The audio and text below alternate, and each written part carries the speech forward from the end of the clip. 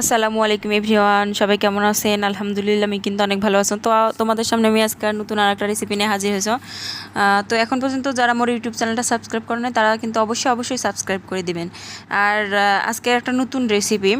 তো মাসের শেষ হয়ে গেলে যদি টানাটানি পড়ে তোমরা কিন্তু এই রেসিপিটা ট্রাই করে দেখতে পারেন। পরিবারের সবারই হবে মাত্র 2 পিস মাছ দিয়ে। এই দেখেন 2 পিস মাছ আমি সুন্দরভাবে লবণ আর হলুদ দিয়ে সুন্দর মতো সিদ্ধ করে নেব আর কি। সিদ্ধ করে তুলে নিতেছ আর কি। ঠান্ডা হয়ে গেলে এটা হচ্ছে মাছের কাঁটা বাছি নেব আর কি। এই যে সুন্দর মতো মাছের কাঁটা বাছি টুসি নিছো একবারে ভালো করে।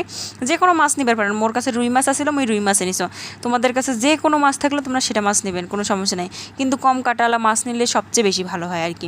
তারপরে দেখেন 1 মুঠেরও বেশি পেঁয়াজ কুচি নিছো, তারপর 2টা কাঁচা মরিচ কুচি, তারপর দিনু লবণ দিয়ে এগুলো একটু মাখেটাকে নরম করে নিতেছো আর কি। তারপর দিয়ে দেব হচ্ছে হলুদের গুঁড়া, মরিচের গুঁড়া, জিরার গুঁড়া, ধনিয়ার গুঁড়া, মানে যত রকমের গুঁড়া আছে আর কি সব গুঁড়ের মধ্যে দিয়ে দেব। তো এই যে সবগুলো এক এক করে মধ্যে দেওয়া হয়ে গেছে। এখন এগুলো আমি সুন্দর মতো আরও ভালো করে মাখেটাকে নেম আর কি। সুন্দর মতো যখন ভালো করে মাখা হয়ে যাবে তারপর আমি এখন এই যে মাছগুলোর সাথে এই মশলাগুলো সুন্দরভাবে মাখেটাকে নেম আর কি। তো এগুলো যে মাখা হয়ে গেছে তারপরে এর মধ্যে আমি হচ্ছে 1.5 চামচ পরিমাণে দিন হচ্ছে চাউলের গুঁড়া, যাতে এটা আঠা আঠা শক্ত শক্ত হয়ে থাকে।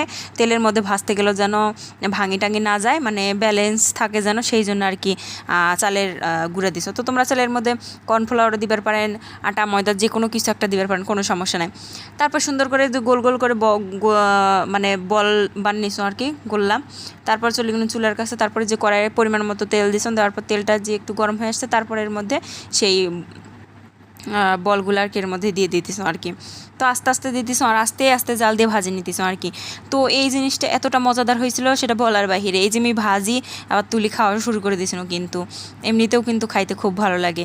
তো যাই হোক, এই যে সুন্দর মতো আমি আস্তে আস্তে নাড়াচাড়া দিয়ে সবগুলো উল্টে নিতেছো, যাতে ভাঙি টাঙি না যায় সেই দিক খেয়াল রাখি আস্তে আস্তে করে উল্টে নিতেছো, খুব সাবধানতার সামনে আর কি। তো যাই হোক, দেখেন সুন্দর করে উল্টে পাল্টে সব নিনু আর কি। এই যে এরকম ভাজা ভাজা হয়ে গেলে তখন আমি এগুলো এখন তুলে নেবে। এখন এগুলো গুতাগাতি যা দেন না কেন সমস্যা না, আর ভাঙবে না। তারপরে এই যে দেখেন ওই তেলের মধ্যে আমি জিরা ফোড়ন দিনু। জিরা ফোড়ন দিলে তরকারি অন্যরকম একটা ফ্লেভার চলে আসে, এই জন্য জিরা ফোড়ন দিনু। দেওয়ার পর এখন এর মধ্যে দিয়ে দেব হচ্ছে পেঁয়াজ বাটা। পেঁয়াজ কুচি দেবে না, পেঁয়াজ বাটা, কারণ ঘন একটা ঝোল হবে, তো এই জন্য পেঁয়াজ বাটাটাই দিন।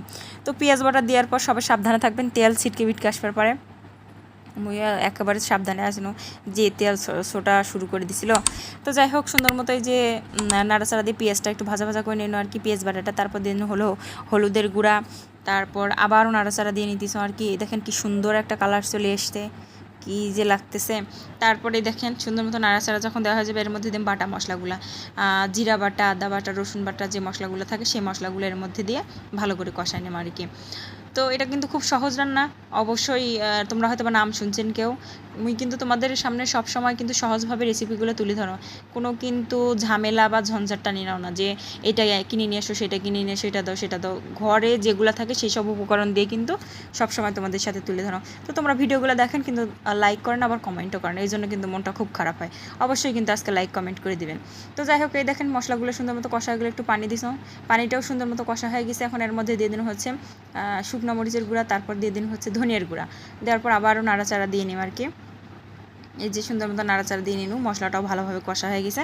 এখন এর মধ্যে দিন হচ্ছে টক দই। টক দই তো অবশ্যই কম বেশি সবার বাড়িতে না থাকে এই জিনিসটা, তো টক দই কিন্তু অবশ্যই দেওয়া লাগবে। টক দই দিলে ফ্লেভারটা ভালো হবে আর রান্নাটা অনেক মজা হবে। 2 টেবিল চামচ পরিমাণে আমি টক দই দিয়েছিলাম। দেওয়ার পর এখানে আমি 1.5 টেবিল চামচের মধ্যে হচ্ছে টমেটো সস দিয়েছি আর কি। তোমরা চাইলে কেউ আস্তা টমেটো দিতে পারেন বা টমেটো বাটাও দিতে পারেন, কোনো সমস্যা নেই। তারপরে যে ভালোভাবে জিনিসটা মিক্স করে নিতেছে আর কি। তো টক দইটা ফেটে দেওয়া নেই, সেই জন্য এরকম দানা দানা দেখাতেছে, সময় কমা ছিল সেই জন্য এইরকম কাজটা করছিলাম। তোমরা কিন্তু অবশ্যই টক দইটা সুন্দরভাবে চামচ দিয়ে ফেটায়া ভালো করে গলায় টলায় এর মধ্যে দিয়ে দিবেন, তাহলে কিন্তু খুব ভালো হবে আর কি। তো যখন সুন্দর মতো এই যে কষা টষা হয়ে যাবে তারপর এর মধ্যে আমি দিয়ে দেব হচ্ছে 1 কাপ পরিমাণ হচ্ছে পানি, অল্প অল্প করে দিয়ে আর কি কষা টষা নাড়ি চাড়ি আর কি রেডি করে নেব আর কি। এই যে 1 কাপ পরিমাণে এর মধ্যে পানি দিয়েছে, এর মধ্যে আর পানি টানি দেওয়ার কোনো দরকার নেই। এখন এর মধ্যে দিয়ে দিন হচ্ছে লবণটা দেওয়ার পর আরও নাড়াচাড়া দিয়ে নিছে আর কি। যখন যে সুন্দর মতো বলক উঠছে এখন এর মধ্যে দিয়ে দেন ভাজি রাখা সে বড়াগুলা, মাছের এগুলো আর কি।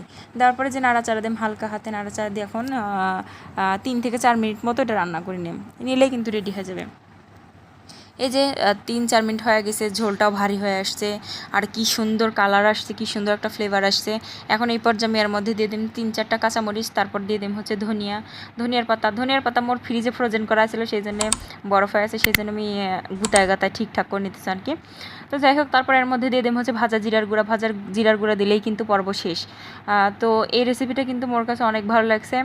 আমি কিন্তু প্রায় বানাও, যে কোনো মাছ দিয়ে হয়, তোমরা কিন্তু যে কোনো মাছ দিয়ে এই রেসিপিটা বানবার পারেন।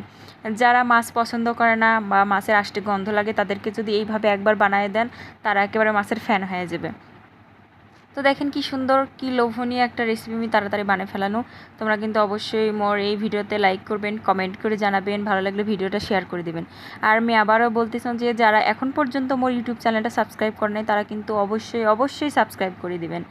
আর মোর এরকম সহজ সরল রেসিপি দেখার জন্য অল বাটনে কিন্তু অবশ্যই ক্লিক করে রাখবেন, যাতে আমি ভিডিও ছাড়ার সাথে তোমাদের কাছে চলে যায়। তো যাই হোক, সবাই ভালো থাকবেন, মোর জন্য দোয়া করবেন। আল্লাহ হাফেজ।